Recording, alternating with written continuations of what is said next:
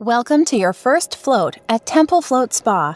We've prepared a short video introduction to make sure your first float experience is out of this world. This video will briefly explain how your float session works and give you some simple tips to get the most out of your first session. The basics of flotation therapy, or sensory deprivation, consist of approximately 180 gallons of water, with 1,000 pounds of medical-grade Epsom salt dissolved in the water, which is heated to 94.5 degrees, which is your external skin temperature. The salt makes the floater extremely buoyant, making it effortless to float. Each customer will be escorted back to their own private suite after filling out the required paperwork. Once in the room, you will get undressed and take a shower to remove any oils or lotions and makeup off your body and face. Please make sure you have rinsed all the soap off before entering pod. At this time, please remove all jewelry before entering water.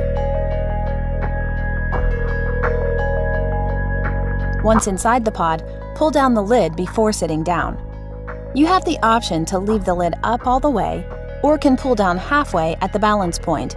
You can even fold up your washcloth and stick it in between the lid and pod, creating a small air gap for fresh air. Once inside with the lid closed, gently lay back, trying not to splash. While the light is still on inside pod, familiarize yourself with the location of the control buttons, which control lights, music, and intercom to the front desk in case of an emergency. Look where the spray bottle full of water is in case you get salt water in eyes, as well as your washcloth located by the filters. Look and feel around to make sure you know where things are before you turn the lights out and is pitch black. Try to keep hands away from your face. If you have an itch on your face, try to work through it if you can. If you must itch, you can reach over and grab your washcloth that is inside the pod to scratch your face.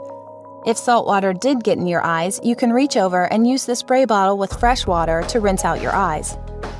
If you do sit up while inside the pod, try to keep your head tilted back a little so the water will not run down your face from your wet hair.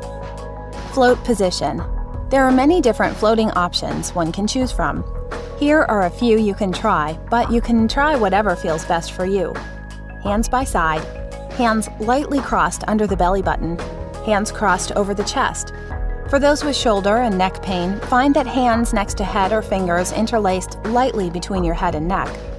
Try to let the head and neck fully relax and let go of all the stress and tension. If you feel like you are guarding the head, you can try one of our Floaties head supports that gently hold your head up on top of the water.